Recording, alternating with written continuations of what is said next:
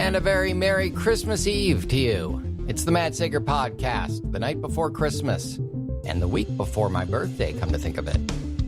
Hope you're having the time of your life with family, friends. Hope you've given and received all kinds of great stuff. Granted, you only want to open like one gift tonight, but I hope there's good stuff coming your way, is my point.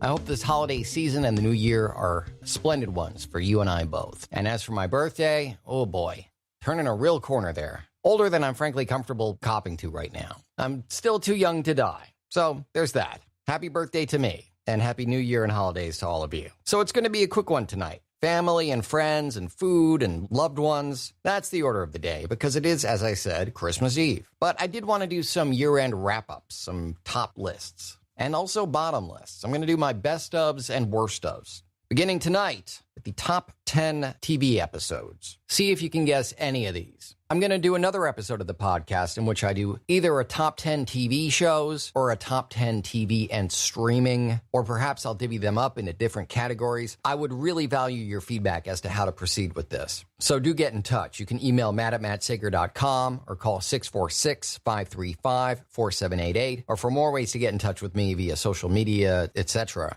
just listen to the end of tonight's podcast. For tonight's top 10 episodes, I'm counting both TV, network TV, cable TV, premium channels like HBO, as well as streaming services like Netflix, Hulu, Amazon Prime, what have you. It's all the best episodes from across the many different mediums by which we now watch our serialized entertainment. So let's get going, shall we? Number 10, Daredevil, The Devil You Know. This is the episode in which Wilson Fisk has played everyone so perfectly. He's got Matt Murdock just barely struggling to find his way in this world. He's alienated his friends, he's disappeared, he's no longer a practicing lawyer, and now he's framed by Wilson Fisk, who has convinced the FBI that he's giving them valuable intelligence by ratting out an employee of his who's carried out lots of terrible things on his behalf, one Matthew Murdock. So while Matt is hiding, a mysterious guy in a Daredevil costume appears and terrorizes the real Daredevil's closest friends, family, loved ones, and he is a terrifying, deadly assassin with incredible aim, no moral compass at all, a raging sociopath with an incredible talent for murder. This is when Matt really answers the hero's call and realizes he's got to get back in the game. There's no time for self-pity, and every character is forced to confront their greatest fear because Bullseye is effing terrifying. Vincent D'Onofrio is Vincent D'Onofrio. He classes up everything he appears in, Daredevil being no exception. It is really, really unfortunate that this series was canceled with such little fanfare. This is certainly the best superhero television we've had in my lifetime. I suspect it's going to be the best. I don't see anything coming around to top this anytime soon, although I have hope. And while I have no doubt that its showrunner and writers and cast are going to go on to great things, I am very curious to know what exactly happened and why that show got canceled. At the time of cancellation, I remind you, it was number 4 on the most popular, most watched Netflix series. So that's my number 10. Number 9, The Good Twin, an episode of Glow. I told you I was going to include streaming services in this. Glow is an amazing show. Marc Maron fronts an incredible cast. They really nailed this episode by doing something really brave, really outside the box, really uncharacteristic of even the storytelling rules that Glow has set up, which are already quite loose, quite fluid, and very, very bold and innovative. But this story not only told a ridiculous, funny story about Glow, the gorgeous ladies of wrestling, which was a big phenomenon, believe it or not, in the 80s, for real, but they do it as a fictional episode. Glow is a show about the show Glow, and oh boy, we're getting real meta now. This episode, which was masterfully done and opened the show up and created new ways of narrating the story, it was very brave, very bold, and fun as hell, and it was all done as a fictional episode of Glow. It's my number 9 favorite episode of TV, period. I recommend Glow extremely highly and give them especially high praise for really bold, innovative stuff like The Good Twin. Number 8, the HBO show Barry. Fronted by Bill Hader and featuring an incredible cast including Henry Winkler, Sarah Goldberg, Stephen Root, and many more. Know Your Truth is the season finale, which I am not going to spoil, but it is a riveting hour of television. Hilarious, tragic, tense, violent, emotional on every level. Bill Hader, my God, he contains multitudes. And in telling his own story via Barry, he taps into a lot of anxiety and emotions that performers feel. And obviously he cranks it up a notch. This is fiction, and it's about a lot more than just performing, but it all comes from these inner performance anxieties that we all have. And no, I don't mean that kind of performance. It's an amazing episode of one of the very best television series we have available to us right now. Number 8. This one, I'm pretty sure no one's going to have guessed because this show went largely unwatched this year. I suspect that's going to change next year once coverage of it starts to sort of filter out there. The thing is, we're drowning in content right now. Between the networks and cable and premium channels and Netflix and Hulu and Amazon Prime and, there's more of these streaming services coming, more every day. So there's an embarrassment of wonderful TV out there. The problem is that gems like The Terror go unnoticed, which is a crime. The Terror is amazing. It is a true story. One that explains how it's going to end, even as it opens the show. You know going into The Terror exactly how it ends. And yet, the tension, the stakes, the craziness. In the case of this episode, the episode I chose is number 8, we are gone. In the instance of this episode, the insanity I refer to is not metaphorical in any way. There is a full-on hallucination done amazingly well. TV either nails hallucinations, I find, or just bungles them ridiculously. Smears Vaseline on the lens and goes, all right, that's it. You can tell it was all in her head. Or they cut to a kid with a snow globe and they go, oh yeah, that's how the series ends. St. Elsewhere. We've come a long, long way since then. It was hard for me to narrow this down to a list of just 10. But moving on. Number 7, The Americans. Come on. Did you not watch the series finale of one of the best shows on TV this past decade? The episodes start as a finale, not just of the season, but of the series itself. I'm giving away just about nothing, other than to say what people probably know about The Americans. It's a couple of Russian Cold War operatives hiding in plain sight, pretending to be Americans, hence the title of the show, The Americans. It comes to an end in a way that is at once wildly surprising, deeply emotional, and manages, after all this time, I think the show ran for like 5 years, after all this time managed to really shock, surprise, and pull at the heartstrings. I would not call it the best series finale I've ever seen. That's probably a title still held by Angel, but this was a damn good series finale. Incredibly impressive. A fitting coda to one of the shows that helped make this past decade sort of defined by TV as opposed to movies, for where grown-ups go to get high-quality, broad-spectrum entertainment. Number 6, The Chilling Adventures of Sabrina. Oh my God. I can't believe how many people are telling me they haven't even begun to watch this. This is a Buffy the Vampire Slayer type situation in which the name brings with it a connotation of something juvenile, something silly, at best a lighthearted laugh and nothing to take seriously. The episode The Returned Man is when you begin to take Sabrina extremely seriously. It is very close to the end of the season. I think it's the next to last episode of the season. But holy crap, the theme of The Returned Man is consequences. That can make or break a show that is presenting itself to be a high-stakes drama. And I will say this about The Returned Man. It accomplishes that in a very real way. Number 5. All right, for this one, I cheated a little bit. This is more of an event, which spanned episodes of several different series. But number 5, Elseworlds, which took place on Arrow, Supergirl, and The Flash.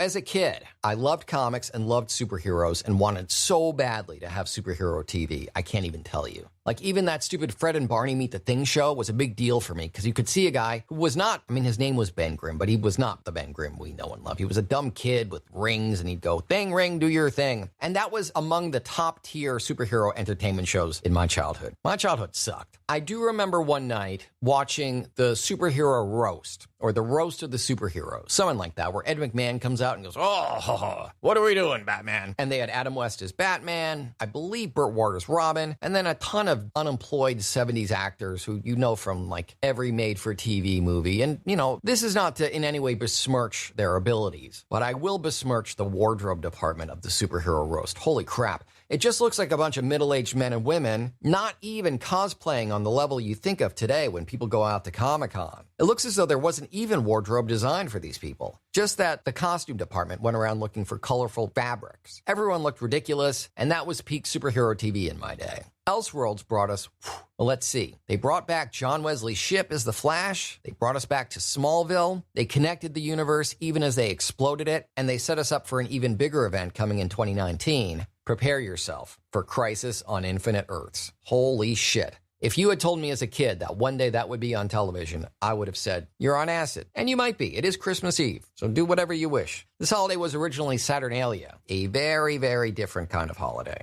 Not saying that because I'm Jewish, not saying it because I'm agnostic. It simply is the truth. Google Saturnalia. It was a very different kind of holiday, one devoted more toward decadence, frivolity, and sex than peace on earth and the spirit of giving, or anything relating to Christianity or Judaism. It was a older kind of religion, weirder and, as I said, more sort of akin to a Caligula type celebration. Which leads me to number 4, American Crime Story, The Assassination of Gianni Versace, a Random Killing. Listen, these shows, American Crime Story, the first one, the O.J. Simpson, and in particular, the assassination of Gianni Versace, they promote themselves as being a little bit gaudy, a little bit sensationalistic, a little bit silly and, frivolous, even though they're talking about major tragedies. It's right there in the title, American Crime Story. We're talking about murderers. But the deep dive that they took on Andrew Cunanan, I really did enjoy the first season quite a lot. It did not prepare me for how great season 2 was going to be or how chilling.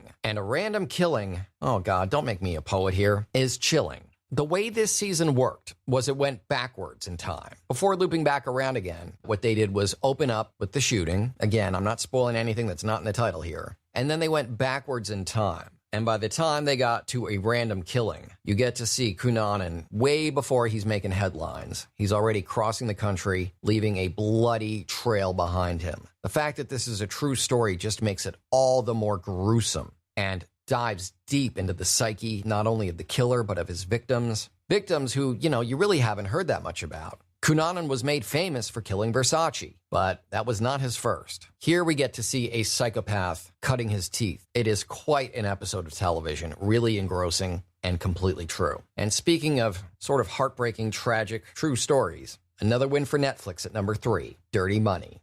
Netflix is, I read an article earlier today saying we're now past peak Netflix. There's too much. What are we going to do? To which I would reply, go through the catalog and watch the amazing content available to you within there. It's not difficult. There are so many unmined, undiscovered gems languishing in relative obscurity on Netflix. Dirty Money, I was surprised at how great it was and how few people I knew were following it. It tells the tale of how people enrich themselves by doing awful, awful things. For instance, at one point you get to watch the story of Martin Shkreli, a farmer bro guy who hopefully will be in prison for life. That would be a wonderful Christmas present for the world. However, this too is a season finale, or series possibly. I think it's going to come back, but I really don't know. But the episode which I grant number 3 on my list of best episodes of the year for 2018 is the finale titled The Confidence Man, about a businessman who became very, very famous, whose past is really, we're still finding out much about it even to this day. That much of what he said about himself to build up his legend didn't necessarily turn out to be true, and we learn this not just from his enemies, of which there are now, of course, legion, but from his good friends, people who worked for him, people who knew him very intimately, all of whom agree on one thing: Donald Trump did not and does not want to be president of the United States. Now, this show happened to air before he shut down the government for Christmas, but they very accurately and in great depth and detail, even with the just overabundance, whether you love him or hate him, you have to agree that there is an awful lot of negative coverage of Donald Trump out there. I myself am not a fan. Wow, holy crap.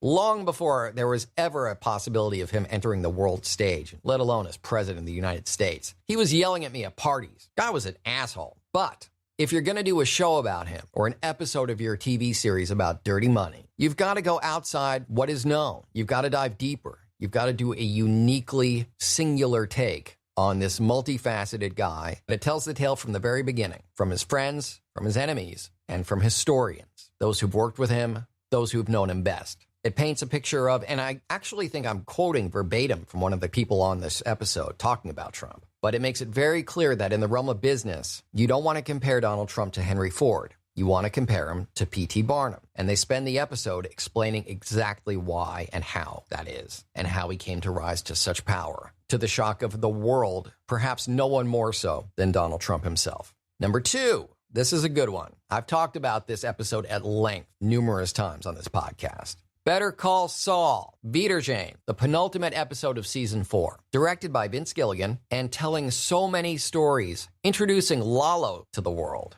Lalo Salamanca, who, if you go back to Breaking Bad, season 2, episode 8, which just happened to be titled Better Call Saul. We meet Saul Goodman for the first time. Walt and Jesse kidnap him as he's leaving work, drive him out into the desert. They're wearing masks, and Saul is convinced that he's going to get murdered out there. So he goes, oh, no, it wasn't me. It wasn't me. It was Ignacio, a character featured on Better Call Saul. And when they go, what? What are you talking about? He goes, you mean Lalo didn't send you? So all these years after Better Call Saul, that episode of Breaking Bad takes place, I think, 4 years after Wiedersehen. Saul is still terrified of Lalo, who makes his debut in this episode. And he doesn't come alone. He brings with him Abel as he goes to visit Hector Salamanca, who is newly incapacitated and now residing in an assisted living home and hating it. And Lalo thinks, my God, Hector is so communicative. Must be driving him crazy to not be able to share his rage and murderous thoughts with the world. Let me give him a bell that he can ding yes or no to. And perhaps it'll be a pivotal plot point throughout all of Better Call Saul and Breaking Bad. Also, the Germans make their escape, hence the title of the episode, Wiedersehen, which actually in German does not mean goodbye, but meet again.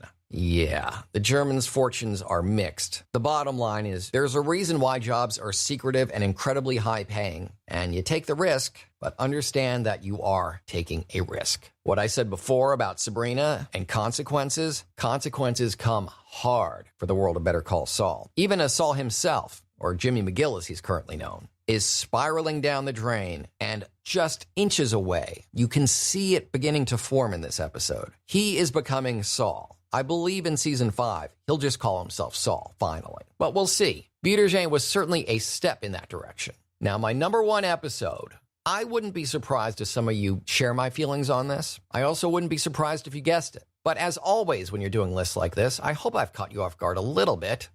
There were many contenders, but the number 1 episode of 2018 is this. I stopped at a Jack in the Box on the way here, and the girl behind the counter said, "Hiya, are you having an awesome day?" Not, "How are you doing today?" No, "Are you having an awesome day?" That's right. Are you having an awesome day? No, it's kind of shitty, actually. BoJack Horseman, free churro. Will Arnett has called this episode the best acting he's ever done, and I would agree. Again, if you're not watching BoJack Horseman, you do not understand what you're missing out on. It is magical realism, so you see these animals, and it's very easy to go, oh, cartoon animals, what? Just look at the credits as they scroll by. Will Arnett, Aaron Paul, Amy Sedaris, Allison Brie. They front an all-star cast of amazingly talented voice actors, including, for like an entire season, Alan Arkin played, and this is weird, you'd really have to watch it to understand, J.D. Salinger. Free Churro, however, was episode 6 of season 5 of BoJack. Coming on the heels of episode 5, the Amelia Earhart story, in which BoJack Horseman says, no show should have that much talking. TV is a visual medium, which is true, and yet Free Churro is all one act, a 27-minute monologue performed entirely by Arnett himself. Just listen to a little bit more of how great this episode is. Which is pretty shitty, because it puts the onus on me to disagree with her. Like, if I'm not having an awesome day, suddenly I'm the negative one. Usually when people ask how I'm doing, the real answer is I'm doing shitty. But I can't say I'm doing shitty because I don't even have a good reason to be doing shitty. So if I say I'm doing shitty, then they say, why? What's wrong? And I have to be like, I don't know, all of it. So instead, when people ask how I'm doing, I usually say, I am doing so great. So great. But when this girl at the Jack in the Box asked me if I was having an awesome day, I thought, well, today I'm actually allowed to feel shitty. Today I have a good reason. So I said to her, well, my mom died. And she immediately burst into tears. So now I have to comfort her, which is annoying. And meanwhile, there's a line of people forming behind me who are all giving me these real judgy looks because I made the Jack in the Box girl cry. And she's bawling and she's saying, I'm sorry, I'm so sorry. So there's 27 minutes of that, this amazing monologue done by Will Arnett in character as BoJack Horseman, and in a season that was all about the way women are silenced and oppressed in the entertainment industry and in the world. This episode, which is all about BoJack and, spoiler alert, the death of his mom and his reaction to it, actually opens on a scene with a young BoJack being picked up in a car not by his mom, but by his father, who calls her awful, hateful, terrible things, and does to BoJack something that I'm fairly familiar with. Scars him emotionally and for life and sends him down a path of show business and self-destruction. And I'm not saying I am any of those things. I mean, I'm sort of in show business, but any self-destructive tendencies I've gotten control of a long time ago. But all I can say is this episode spoke to me in a very profound and deep way on many levels. And to remove myself from the equation for a moment, just completely. Because these stories, It's great that they're powerful and affecting and that they have a personal effect on someone like you or me. But what's also important is to detach yourself and just say, as an objective viewer, is this captivating, powerful, resonating, funny, sad, dramatic storytelling? And Free Churro ticks every box and several more besides. If you think there's a better episode of TV this year, I would invite you to send it to me. Because if there's better TV than that, I want to watch it. As far as I know, Free Churro is as good as it gets. It's one of the best things I've seen this decade, let alone 2018. So that's my top 10 episodes of 2018. Coming soon, I'll have many more lists. And whether you agree or disagree with any of my choices, and whether or not you've got suggestions for how to handle lists going forward, whether to do just streaming series or a TV series, or to split them apart or to do them together, suggestions for other media you'd like top 10s of, get in touch with the Matt Sager Podcast. You can email me, matt@mattsager.com, or call 646-535-4788. You can also hit me up on social media. On Twitter, I'm @MattSager. On Instagram, I'm Real Matt Sager. And on Facebook, I'm The Matt Sager. I've also got a voiceover page there. It's Matt Sager VO. And please join, like, and subscribe to my podcast page there, which is Matt Sager Podcast. As for the rest, my voiceover reels, contact info, blog posts and articles, archive back episodes of this podcast, much more. You can find all that at mattsagervoiceover.com. And check out the links in the description for tonight's podcast episode for links to my Patreon and my merch store from my very good friends at wehavemerch.com. So the happiest of holidays to you all, be it Christmas, Hanukkah, Kwanzaa, the New Year, my birthday. They're all to be celebrated with friends, and I wish you the best of them all. Talk to you soon.